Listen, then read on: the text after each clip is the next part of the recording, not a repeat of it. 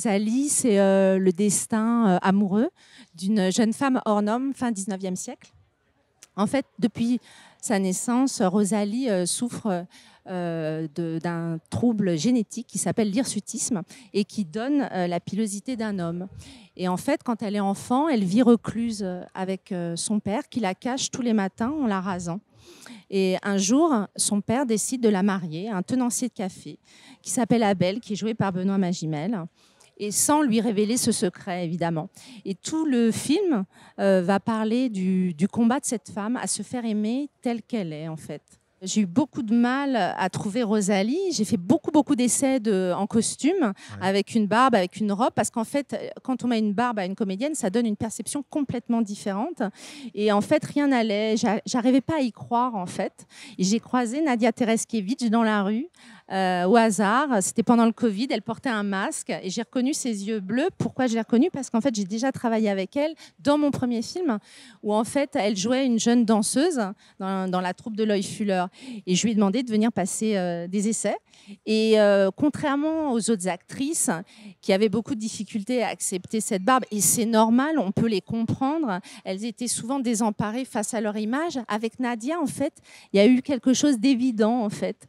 Il y avait comme une évidence charnelle. Ça faisait une seconde peau avec elle. Et ce qui est assez troublant avec Nadia, c'est que elle dégageait quand même une sensualité étrange avec cette barbe. Et j'avais besoin aussi d'un personnage avec une énergie pure, avec cette espèce d'enthousiasme naturel qu'elle a, dont j'avais besoin pour le personnage. Et il y a aussi quelque chose de très important avec Nadia Tereskevich, c'est qu'elle a été danseuse et elle sait, et son corps a été jugé en permanence parce qu'il correspondait peut-être pas justement aux normes de la danse classique. Donc elle avait à la fois cette force et cette fragilité dont j'avais besoin pour mon personnage. J'ai croisé en fait l'histoire de cette femme hors du commun qui s'appelle Clémentine Delay, en fait, qui était une femme à barbe célèbre début XXe siècle qui vivait dans les Vosges. Et en fait, quand j'ai vu ce visage féminin avec une barbe, il y a quelque chose qui m'a troublée, qui m'a touchée surtout.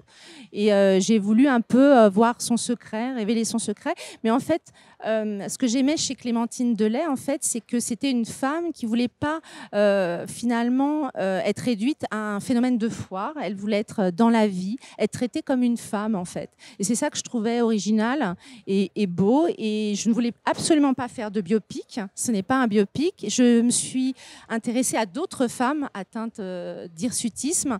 Et finalement, j'ai voulu raconter le destin de Rosalie, qui est finalement le destin d'une femme qui se libère en assumant sa particularité, mais surtout j'avais envie de raconter, d'explorer les sentiments, en fait, de décortiquer le désir. C'est ça qui m'intéressait dans cette histoire.